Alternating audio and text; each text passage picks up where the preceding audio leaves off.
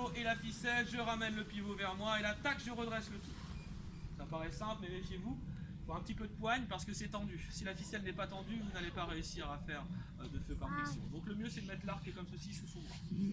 Je suis droitier, donc la posture que j'adopte, elle est parfaite, optimale selon moi pour un droitier. Ça vous évitera en fait de vous fatiguer outre mesure. On place le pivot comme ceci près de l'encoche. Pour celles et ceux qui sont à ma droite, malheureusement, là où vous êtes, vous n'allez peut-être pas voir grand-chose. Donc le mieux, c'est peut-être de vous lever et de vous mettre juste ici. C'est un avis, hein. Si vous voulez avec ceci. Là, pour tenir le pivot, forcément, il me faut quelque chose. Sinon, je vais me faire un piercing, même si j'ai rien contre, hein, ça doit se remarquer. Un piercing dans la main, c'est nul. Donc, une coquille de praire que je vais placer comme ceci.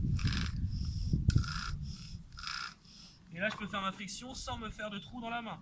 Sauf que là, vous n'êtes pas à ma place et je vous envie un petit peu, je vous avoue.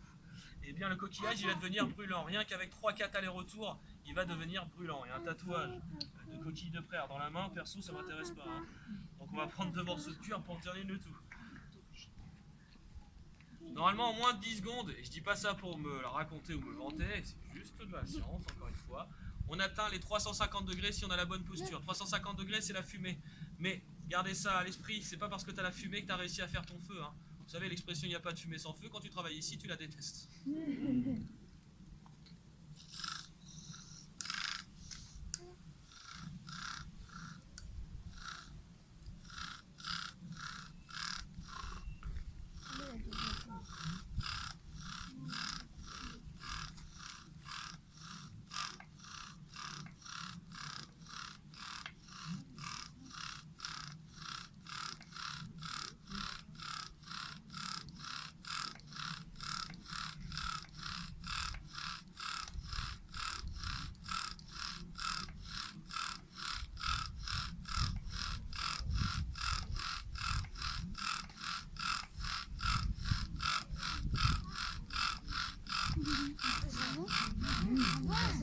Alors là, si tu te demandes, oui, hein, je prends beaucoup de plaisir.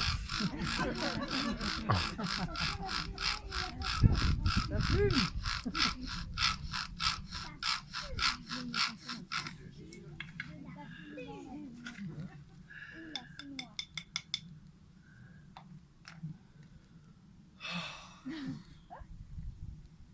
Je peux vous dire que c'est dur.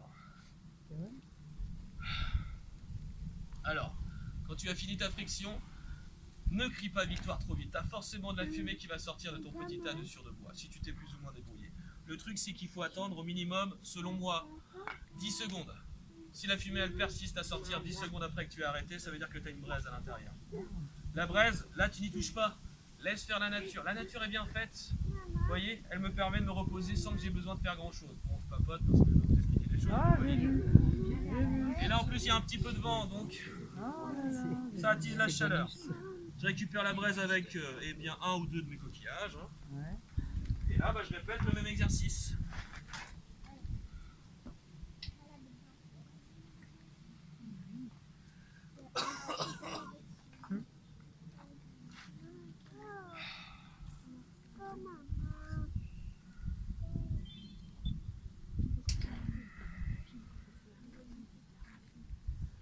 Tu peux piquer les saucisses.